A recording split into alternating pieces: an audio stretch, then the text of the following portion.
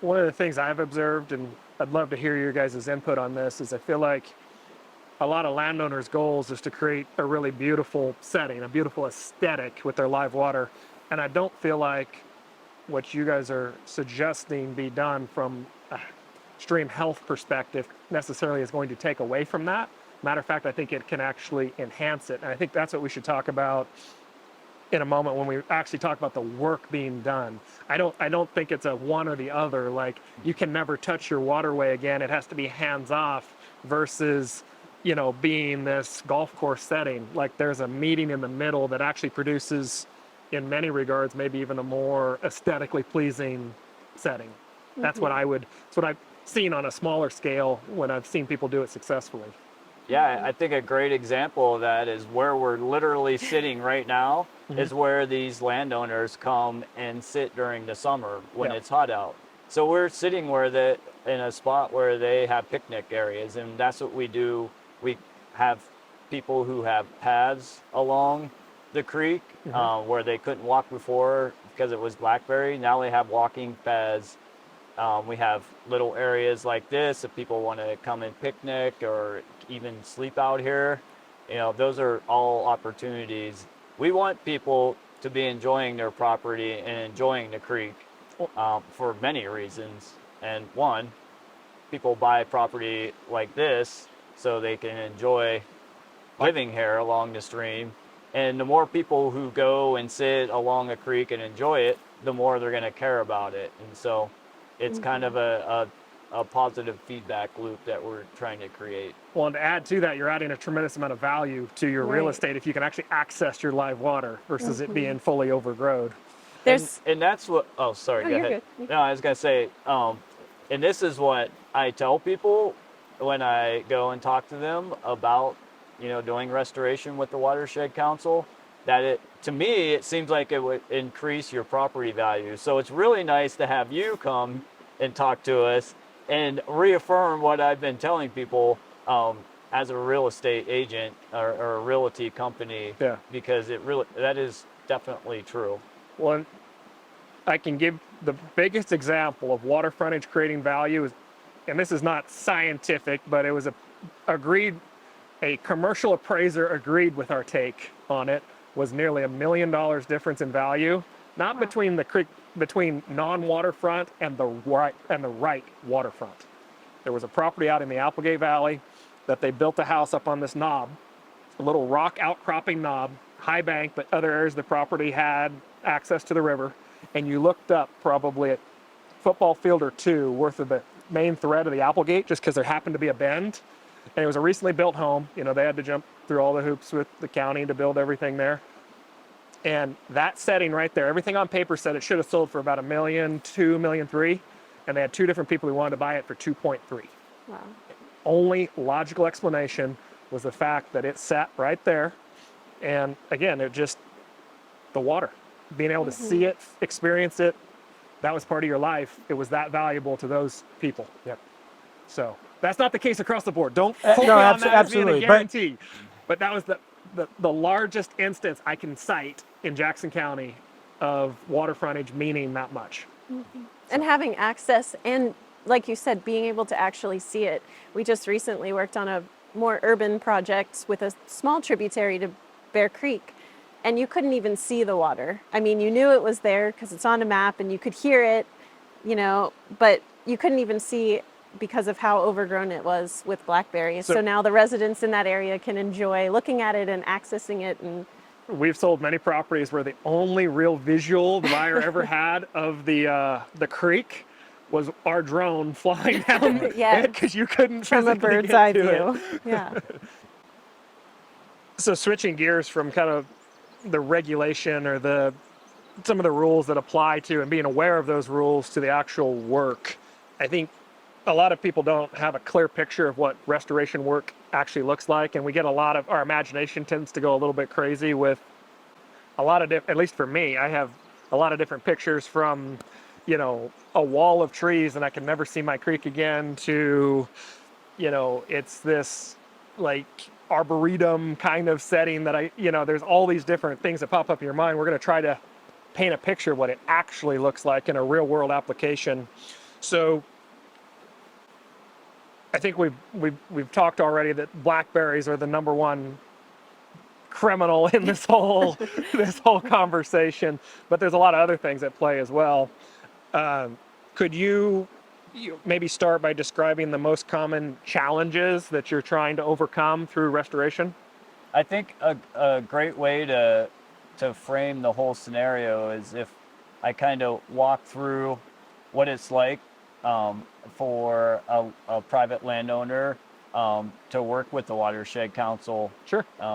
I think that would be an appropriate way, and then we start addressing these challenges Sure. that are on the landscape. From my perspective, I spend 90% of the time that I first talk to someone listening, and I want to hear about what the goal of their property is, how they want to manage their property. And I find out all these things. A lot of times some of these landowners have lived along the creek for a long time, so they have a lot of historical context for me, how the stream has changed, different things. A lot of people will tell me very, very detailed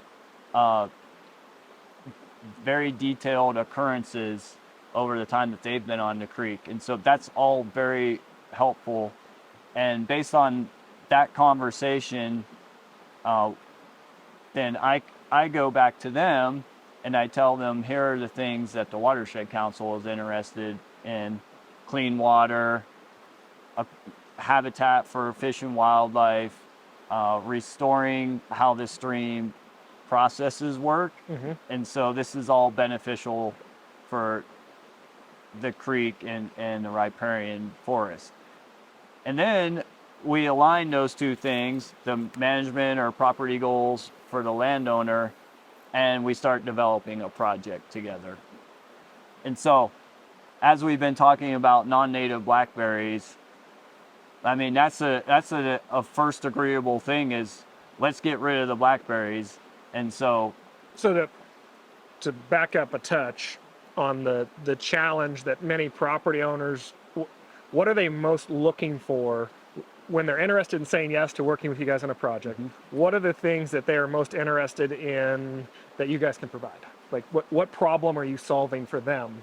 that they can get to the creek, and that's literally the truth. So the aesthetic of the creek. The They aesthetic. can enjoy their property. That's They the- can Yes. have Yeah. access.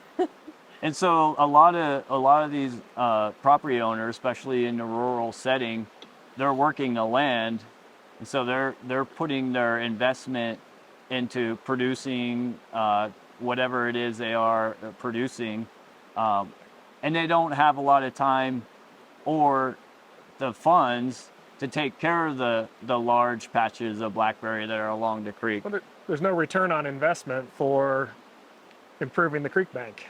Yeah, And there's exactly. not. Other Yeah. than well, from my perspective, there is, but not from a day-to-day farm or ranch operation. From an equity position, there could be. Yeah, they would love to do it. It's just they don't have the time or money to spend on that. And that's totally understandable. And that's where our role is, what we come in and we can help them, say, take care of the blackberry. And then what we typically do is once we establish a relationship with someone and everyone is in agreement that we want to do whatever it is we're going to do together as far as stream restoration goes, then the Watershed Council either has some funding or we go out and we seek funding to pay for all of it. So it is a no cost to a private landowner unless they want to contribute some kind of what we call in kind, and that could be clearing some blackberries. A great example is we're literally sitting on 5 acres right now of a 35-acre project that one of the landowners who we're working with decided that they were going to have a contractor come in and do this work for them. So that was their contribution to the project. So it's a case-by-case basis financially how each project, in a best-case scenario for a landowner, maybe for you guys as well, there's 100% funding, but then there's different degrees of participation with the landowner in different ways. Sure. Yeah, absolutely.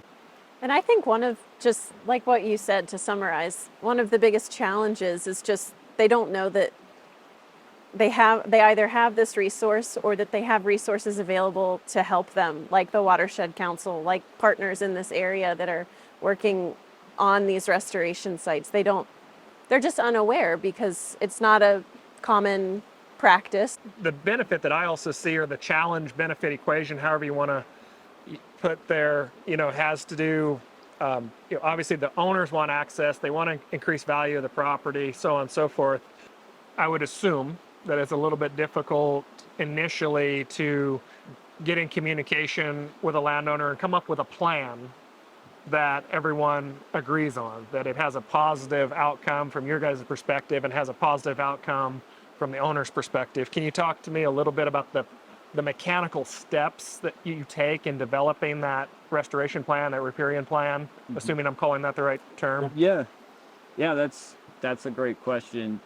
So again, after we have the initial conversation, that helps me kind of put sideboards on what it is that the restoration project might look like. And so I go back and I draw up a map and I draw up the acreage and everything and where the line of the restoration starts and stops. And then we go back and we have conversations some more. So that's a twofold conversation then between the landowner and then the county or whatever other regulatory agencies you guys are reporting to. There's a bit of a dance that has to go back and forth? Not necessarily. Okay.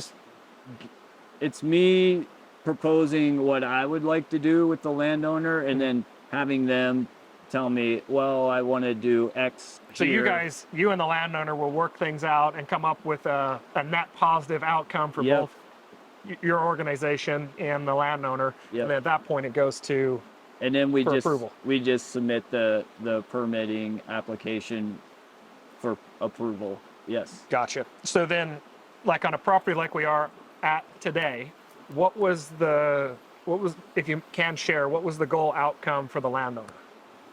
Yeah, the goal outcome for the landowner is they have a large parcel here and they actually did not want to have cattle on the floodplain anymore.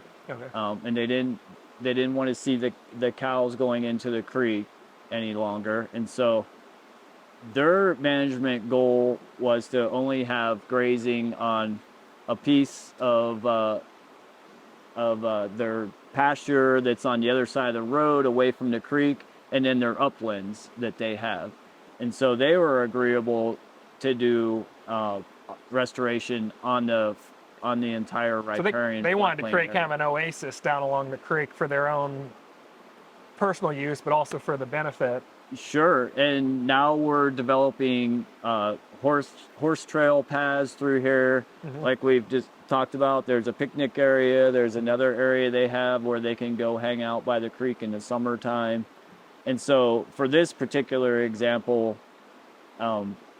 we pretty much agreed on the focus of the restoration was going to be really to restore their whole entire low riparian floodplain. You said roughly a 35-acre project down here? It includes a downstream landowner as well. Oh, gotcha. And so this is a pretty large project for private land. So this is a perfect example of improving habitat while also improving the aesthetic and the recreational benefit for the property owner. Yeah, yeah. So they may actually turn their property into boarding horses, and then they have horse trails all through their property, Oh, which perfect. is actually an economic, feasible idea that they can, through restoration, they can actually complete that. I think it's great. I do want to touch back on this whole process of developing a project. So as we know, if you get rid of blackberries along the stream, well, they grow back too. And so when we work with landowners, particularly when we're talking about restoring riparian forest, we work with them for at least 5 years. And so that means we have contractors. We contract all of our work out to professional restoration companies. And so we have contractors that come in and do all the work, mechanically removing the blackberry. So you guys, in essence, are the project manager working with both the landowner and the vendors involved, contractors involved. Absolutely, yes. Yep. A project of this nature, how you said a 5-year window, so you start on it, you'll be involved with this for 5 years. This is a 35-acre project, including the other. How long is the actual physical work taking to get everything done? Is it 6 months, a year, 2 years? Like, what does that look like? That's a great question. Yeah, so usually the first year that we start a project is kind of what we call our heavy lift. And so there's a lot more activity. And then by year 3, for example, the noxious weeds have been suppressed enough to where it's not as much of a challenge of keeping them out of the way. Mm-hmm. And by year 5, the native plant community is recovered enough that it really, if a landowner wanted to take over, it wouldn't take very much effort at all to maintain this project. That being said, we do have projects that are 7 or 8 years long. And so you could look at it as the first year, depending on all of what we agree upon, we could be out here, if it's just a riparian project, 5 or 6 times in the first year with contractors. And then after that, it would be probably 4 times a year, one day, 1 or 2 days, depending on how many acres it is, of what I would call someone being on your property that, could cause a little bit of disruption. So it's really not that much. So, and I know this project has a couple of different facets, but to keep it simple, along this creek bank that we're sitting on here, step 1 of the actual physical work was the removal of all the invasive species. Is that correct? So the blackberries went out. Was it basically just blackberries on this side, or what other invasive species do you guys deal with on a regular basis? Typically, and a lot of rural, producers can associate with, you have teasel, you have poison hemlock. There are some other noxious weeds that we will take care of too, that they don't take over as much, but we tend to take care of those while we're taking care of kind of what I would call the heavy hitters, the ones that are really going to come back and impede the progress of the native plant community returning. Yeah, so step 1 is the removal then of whatever those non-native species are. Step 2 then would be? Step 2 is, so the Watershed Council has developed kind of a unique strategy. A lot of organizations and kind of the, lack of better terms, kind of the approved methodology for doing restoration in riparian forests is to replant. And so you go and you buy a lot of native nursery plants, and they're available. We know where the nursery, we purchase plants from nurseries all the time. And you can come back in and you can plant, after you get rid of the blackberries and you're treating the noxious weeds. And what we've discovered is if you get rid of those blackberries, it's mainly the Armenian blackberries that they're shading out all of the what we call natural recruitment, right? Because trees drop seeds and then more trees. That's how forest grows. It's, common sense. And so what we're doing is we're allowing that seed bank that's underneath the non-native blackberries, and also there are shrubs that sometimes can persist underneath that 15-foot high blackberry thicket. They come back, and they actually come back really quickly. So you're creating an environment for the native species to come back on their own without doing a a bunch of replanting. Yeah. And obviously replanting has its place. If a bank has been stripped, there's reasons to bring shade back quicker in certain situations or whatever that might be, correct? Absolutely. Yeah. Yeah. Yeah. It's kind of a case by case scenario. So how do you guys do the weed control or I'm using the term weed control, but how do you, Yeah. is that all mechanical or how are you guys managing that? We use a combination.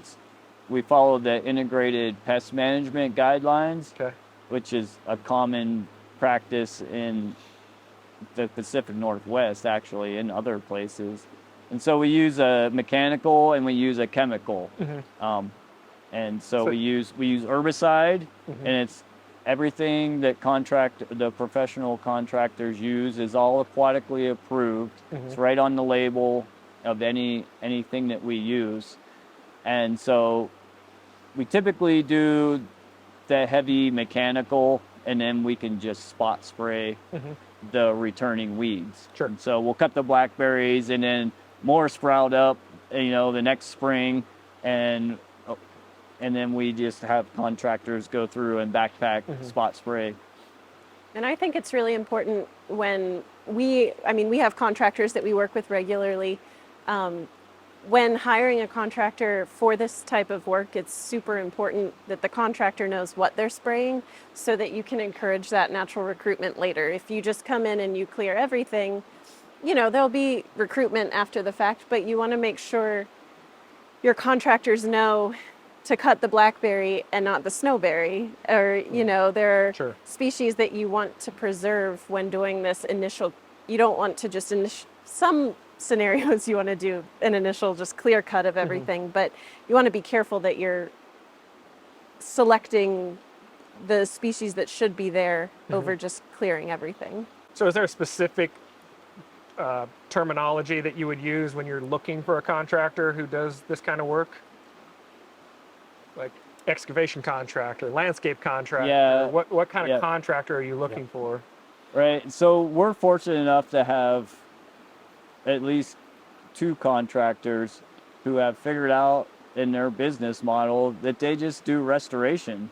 And so some of their crews have forestry background, some in their crews have a landscaping background, and some of them have just been doing this type of restoration their whole.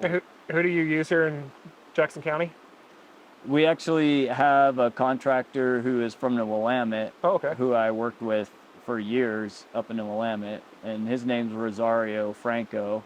He has our Franco Restoration is the contractor who we use. And he travels all over? He travels all over, Okay. yeah. There are some companies down here. But if you're just searching for someone, you're basically looking for riparian. Is that the key term that you would be looking for? You could probably hire a landscaping company, depending on the size of the project. With an emphasis on invasive species control, I think would be. Yeah. You would want, if this is the type of if you're work that you're trying to doing. start these relationships from scratch, like I guess that's where I'm going with that. Yeah. How would you go about finding someone if you want to manage it yourself, just out of curiosity?